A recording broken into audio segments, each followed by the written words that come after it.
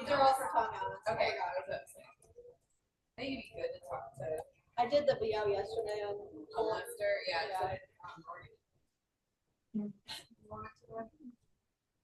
We are waiting for you to pick up. Move this way. What we're gonna do? We're gonna move this way just a bit, so your background is. Oh, I got you. There you go. Yeah, I see it. Such a good sport. You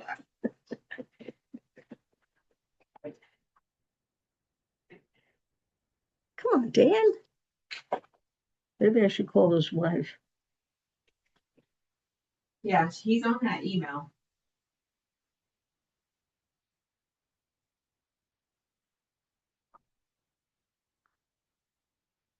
He's driving. He has to leave at 12. So he said 11:30 would have been.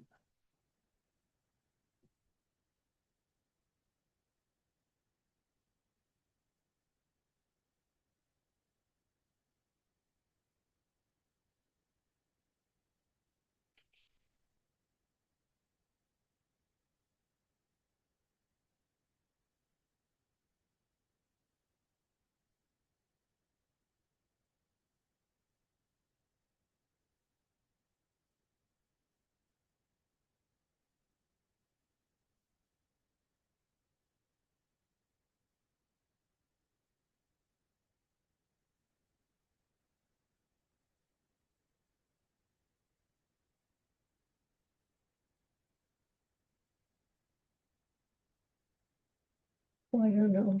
We're in here.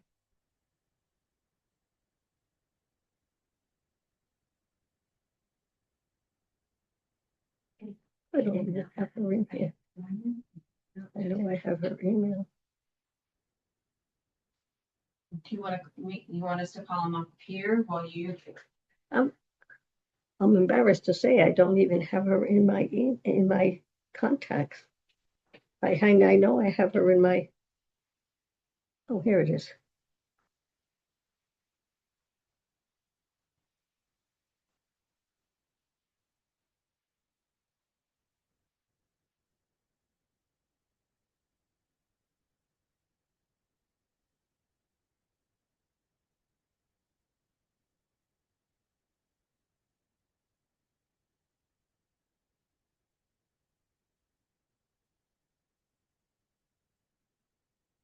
She's not answering either.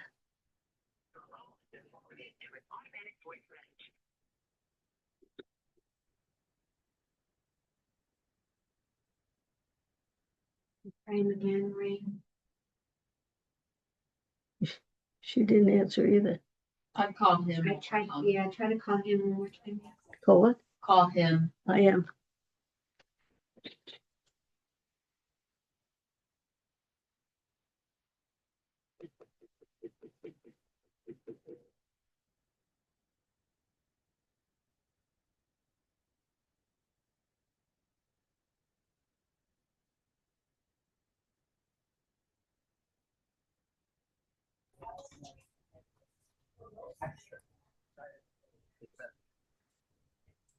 Miss Maureen, if it's I okay, guess hey, if it's okay and you're comfortable just doing the interview with you, I can just ask you a couple that's questions. what's if gonna that's have to okay. be until he shows up. I don't know Yeah. what happened.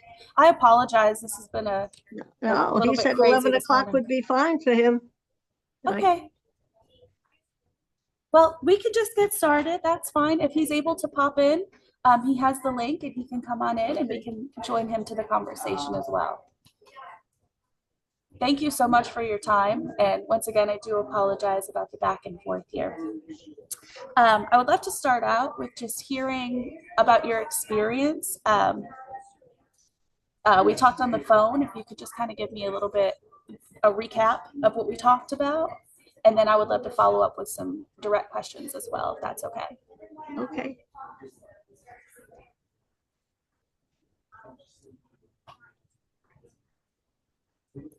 So could So you want me to start? Yes, ma'am. If you could just tell me, yep. Oh, okay. About okay, no problem. Well, it started with I had been away for 10 days visiting my daughters and their children. And 24 hours later, I get a call from my son. Do you want to see the Pope? Well, yeah, of course. When's he coming over? Well, he said, no, we have to go there. And I was shaking. I first said, no, I can't do it. And my sister was with me. She said, you're crazy. Yes, you're going to do it. So I called her back and said, well, what's the details? Well, we booked within a couple hours, we booked a flight for me from here to New Jersey, and he booked from New Jersey. And 9:30 the following night, we were on an airplane headed for Rome. And of course, I knew that we had a new wonderful Pope, and he was from the United States, but I didn't realize that there was an inauguration. I thought we were just going to go and be there for a mass. But needless to say, it was more than that, and it was just unbelievable to have the timing the way it was, and the other little timing things. He found a place to stay just using the wonderful phone. It was 12-minute walk to the Vatican. And we walked to the Vatican that first afternoon, and we realized you could go into the Vatican as well as St. Peter's Square. We took pictures inside and outside and walked all through the Vatican. And I'll have to admit, I've thought about it before. There were a lot of people there, but there was calm. There was no pushing and shoving and anybody in a hurry, and the tone of the voices was all subdued. Yeah, there were groups going by with the tour guides and so forth. But everybody was there doing the same thing we were doing, just appreciating the beauty and the awe of the place. And it was just, we spent 4 hours there that afternoon, just enjoying the Vatican and taking pictures and picking up. My uncle, who was a priest, was named Leo, and he was named after Pope Leo the 13th, who had passed away just a few years, I think, before he was born. And in the floor, didn't we find a tile that had Pope Leo the 13th's name on it? My son found it. I would never have seen it. And we took a picture of that. That was significant to us because of that little connection. And it was just a lot of little things that we just saw. And my Catholic religion has been important to me. I don't delve into it, into serious contents or whatever, but 16 years of Catholic education. I raised my children in Catholic church, and I've always been active with the church. But again, I don't follow a lot of the details of who said what and so forth. But it's just, if anybody ever said on your bucket list to go to an inauguration, I would have said, that's not a bucket list, that's a fantasy. But anyway, the next day we went to see the Sistine Chapel and the what's the name of the place that's it's attached to the Sistine Chapel, and all the artifacts and so forth in the museum. And that was unbelievable what people have preserved and kept and have displayed. And people tell me there's more in the archive someplace, but just unbelievable, the kind of things that people cherish, and not people, but centuries of things that have been kept and held, and how well they've been preserved. And I'm sure there are a lot of people who study so much of it and appreciate it even more than I do. And the Mass on Sunday, we had tickets. Well, there's a Villanova connection. My son went to Villanova, and there was a group from Villanova getting a little meet and greet on Saturday afternoon, and we got tickets for the Mass. on Sunday morning, which really did matter because as we approached there the next day, the 12-minute walk to the Vatican on Sunday was not a 12-minute walk. They had so much of it blocked off. It was a half-hour walk. And we got there early enough, and we just showed a ticket to somebody who was holding a section closed, and he immediately opened up the section and went to another one. We were in the second row of where the lay people were being seated. In front of us were the people who had, as we refer to them as the suits, the important people were in front of us, and we were that close. And he took a wonderful picture of the Pope Mobile, which was 4 feet in front of us as it went past. And we were about 100 yards from the altar. We took a picture of the two of us with our backs to the altar, and that we were that close. There was a big television screen off to the right, and then of course the altar, as far as I was sitting, was to my left. And I'm visually impaired, so I have a monocular. So I was using my monocular first one way, then the other, and following it all.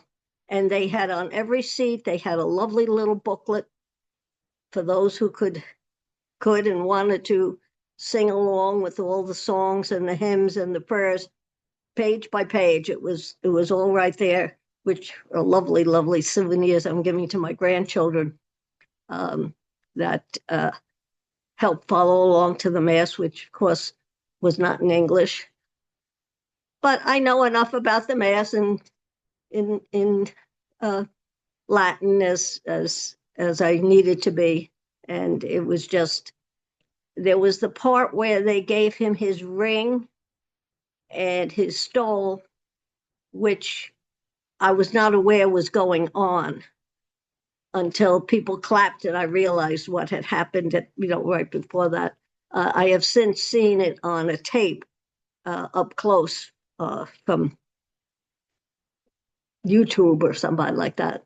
And it really made it even more significant to me after I had seen it when I got home. And in that I could see, and like the television the first day, Pope Leo looks so relaxed, so peaceful, so calm, content. Oh, the words I can think about it. And in the Mass that he said during that Mass, and I think in the Mass that he said for his fellow cardinals, which I also saw on YouTube, he wants everybody to be together. And he feels that, and he even mentions people of other faiths. There isn't really a separation. We're all God's children. And he wants us to feel that way and to be that way. And I think hopefully he can make something like that happen. So I guess that's my story. And I can't believe I'm even talking about it. Are you there? Yeah, that is so awesome. That seems like such an amazing experience. I'm glad you were able to have that. You said that you were gone for 10 days visiting your daughter and your grandchildren. I have visited both my daughters. There was a First Holy Communion in one family, and then I went to Connecticut, and then my granddaughter was graduating from UConn. So I spent a few days with them. We went up to UConn, went to the graduation there. So, and it was when we were in UConn that I saw the announcement on the TV and watched that Thursday afternoon. And then it was Mother's Day that she graduated. Awesome. So, where was your first daughter at? Your second daughter was in Connecticut. Is your my oldest daughter is living in Connecticut, but my first visit was to my youngest daughter. But and they both had girls. The first house I went to visit with the First Holy Communion, they left 2 days later to go to Ohio because their daughter was also graduating that weekend from Franciscan in Ohio. So I had two of them graduating, can only be the one. both on the same weekend, Mother's Day weekend. That's pretty amazing. Um, And Dan, who was my guardian and my helper and my everything for this trip, he has a daughter at Villanova right now. So she just finished her first year at Villanova. wow, that's awesome. Where were you when Dan called you and said, "Hey, would you like to come with us?" Actually, I was in a big red truck. My sister was with me. She had come from Connecticut with me, and we had a plan to spend 4 or 5 days together. We were going to Myrtle Beach, and we were in the truck riding home after supper, and home back here to Peanut Village. And that's when he called, and I hung up on him because I said, no, I can't go. And my sister told me that I was gonna go, and it didn't matter what plans we had between the two of us. And she and she's a travel agent, so she was very easy to get the tickets. So I don't think I could have done anything on the computer at that point of booking tickets, but she did. She's more savvy with the computer. I eventually get it, but I'd missed the plane by the time I got the tickets for it, I think. And I have visual impairment, and she's 8 years younger than I am. So your sister actually booked your ticket to New Jersey. Yeah, she booked the tickets. Of course, my credit card, but she booked the Yeah. tickets. And then you met your son in New Jersey and you flew together to Well, Rome. it turned out they both used United Airlines, so I always ask for wheelchair transportation. So I got taken from one place to another, and I was at the boarding place before he was. But we had plenty of time. We stopped and had supper. That's wonderful. And could you speak to how it was trying to find accommodations in the area at that time? I know that might be more lean towards your son. What was my son got the accommodations using technology, just looking for a place for the two of us to stay. And the place he found turned out to be 12-minute walk to the Vatican. And across the street he also found out that taking an Uber from the plane to from the airport was so much more than, I think he said $75 or something like that. And the other was maybe $15 or $20 just to get to ride on the train. So we took the train. And then when we did our touring a couple of times, we took buses. And again, he looked it up on the phone and bus number this to that, and we did it. We went to see the Colosseum. We went to see the Spanish Steps. I think that's what they're called, the Spanish Steps. The Sistine Chapel, which we did on Saturday. So we did a whole lot in a couple of days and had some lovely meals. And how long were you there?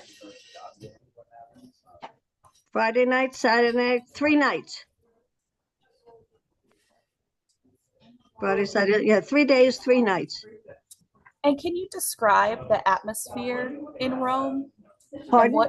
Can you describe? Oh, the atmosphere. Well, the weather was 100% beautiful, sunny every day. As a matter of fact, during the Mass, I saw some people putting booklet behind or something behind their head because they could feel the sun on their necks. I like warm weather, so I didn't care. But the mood, as I said, just like was in the Vatican when we were touring, as we were exiting, there was no commotion. People moved so nicely. People stepped aside for one another. I mean, granted, there was a lot of people moving it slowly. And you begin to realize how little we are as a nation and people. When I saw the various modes of dress, of clothing that the other people were wearing from who knows how many different countries, not just what I'm used to seeing. And again, people were friendly to each other. People were sociable, and there were a couple places where people wanted to make a turn, but they had it roped off, and there was no big deal. Everybody just went with what had to be, and it was such a completely pleasant, busy for me, uh, but wonderful trip. We did a lot of walking. I think we measured 5 miles, a couple of days, 6, 7 miles on one day because we got lost, but it worked. Yeah, and when you were in the crowd, did you notice different people from different countries? Oh, absolutely. I could see some, I mean, clothing I've not seen. There was one particular group of people that, and the clothing that many of them wore was heavy clothing, not lightweight as we adjusted ourselves to. Heavy layered clothing. There was one group of people that had long black clothing, men and women, not trousers, and over it was a layer of a very lightweight, like an alb, but it didn't go to the ground. It came to their knees, and the material was almost seemed like it was paper because it was all wrinkled where they were sitting. Not all of them, but a couple of them. I could see where it was sitting. It was wrinkled. Then on top of that, there was another cape, and the headpieces. Some of them had some huge headpieces. I don't believe they were clergy, but they might have been because most of the clergy would have been at the other section on the altar, but they could have been clergy. And they were just different. And I don't know what you call them when there's a wraparound type thing on your head that goes up a good bit over the scalp. And it was just so interesting to see so very many different. Of course, there were people dressed as we would be dressed. I was thinking as I was going past the people who really were in what probably to them was what they feel is the proper clothing. And I had slacks on, and maybe they would felt that slacks were not appropriate. But again, those are such small details. We shouldn't have those details in our mind. Whether you're wearing slacks or whether you're wearing a sleeveless outfit or whether you're wearing layers, those are those are ridiculous concepts. Yeah, absolutely. And what does Pope Leo being an American mean to you? Does that hold any significance to you as What the does first Pope? American Pope? Oh, I feel honored that I'm in the same country that he was born in.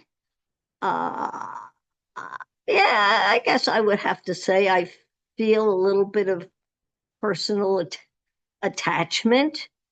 I don't feel that makes me any better than somebody in some foreign country that I've never heard of. But yeah, I do feel an attachment. We we have a lot of Villanova history in our family. My brother was in the seminary for 4 years and didn't continue, but he graduated at Villanova. I had a cousin. He had 3 kids that went there. My nephew, my godchild, went there. My granddaughter goes there now, um, which doesn't really make us any different than anybody else. But I guess I have to say I feel an attachment for Pope Leo. And the name Leo in my family has been a name. I have a cousin Leo. I have there's another Leo. There's a Leo. What am I thinking about? Yeah, the Leo. Yeah. So there's another right in my own family. Yeah, my youngest brother was Leo. How could I forget him? He's in heaven. He's in heaven now, so that's why I guess I forgot him. But I think almost every American has to have that feeling that we're closer, and we're not closer to him. I mean, I think the people that he served in Peru all these years have a better claim on him than we do, because Peru is where he has spent, I don't know how many years, but most of the years of his service. And those folks, I'm sure, know him better than I know him. I don't know him at all. Yes, ma'am, absolutely. And when we first spoke, you told me that you were very close to the Pope Mobile when he was exiting, that you could almost touch him, touch the car. Could you speak a little bit about that experience as well? Well, yeah, we saw her. I knew from the day before. I either read a sign or heard it, somebody say that he was going to be out in the morning, and we could see him coming from the distance off to our right. And immediately we stood up and we got closer to the railing that was in front of us, and saw her coming down. And then I thought it would go past us, and then turned right in front of us. And I just gawked, I guess is the expression. I gawked at it. My son had enough sense to pick up the phone, and he got a very good shot of it. But it just, you know, and he moves right. He moves as fast as that. So I mean, it wasn't. And then he could see that there at one point the Pope stopped and kissed a couple of babies. I understand. I don't know that. I'm sure they got filmed somewhere. But he could see that from the distance. I can't see things like that in the distance, but he could see that as it was coming back towards the altar. But he went way out into the crowd beyond St. Peter's Square, because the crowd went beyond the square. That I could see in pictures.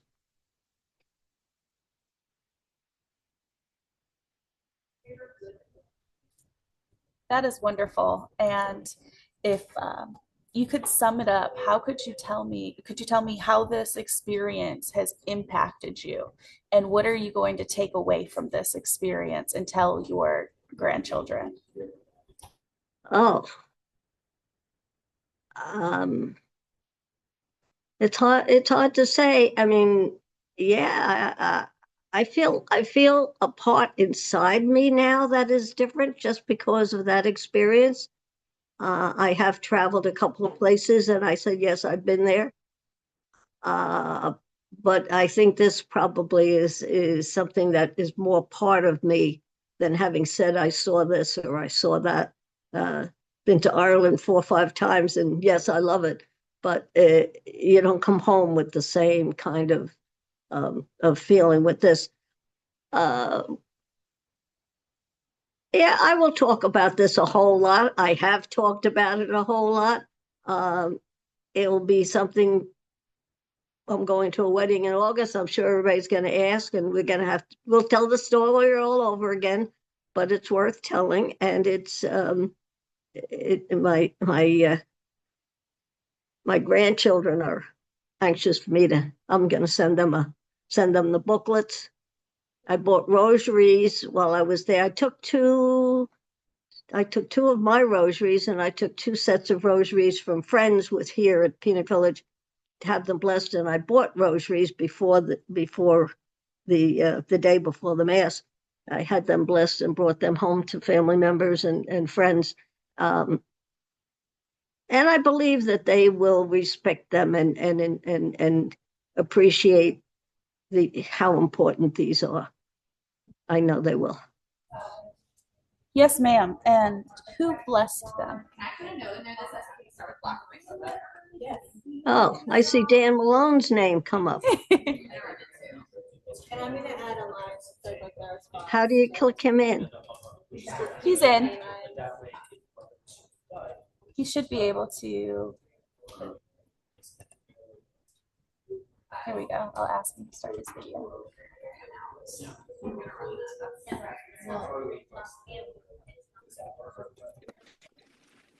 What time is it get to be? 12? Hello. Hello, sorry about that. I was in the shower, so. No, it's okay. Thank you. I'm Desiree. Welcome. Thank you. I might need to send another invite here because we're running a little low on time on this one, but I can just send a new invite If you would like to give me just a moment, I can do that. I've been talking with your mother for the past few moments, and she's Okay, been good. telling me a really great story. So if you don't mind, I'm just going to restart this and send the same a link again. Is So that okay? exit and just look for the new link. Yes, please. Is that Okay. okay, Miss Maureen? I didn't hear what you were going through. We're gonna log off and she's gonna send a new link. Stop the recording yet? You have to go someplace in a little while. Don't worry about me. I'll leave Okay, when I don't leave. look at you. That's okay. I can just talk to him too. That's fine. I mean, you told me your story was really great. I think this is open-ended. This doesn't end soon, does it? You didn't ask him what his experience feelings Remaining are time on it. is 4 minutes She's trying, Mom. because I'm not in pro. I thought we had a pro subscription. This is WRL.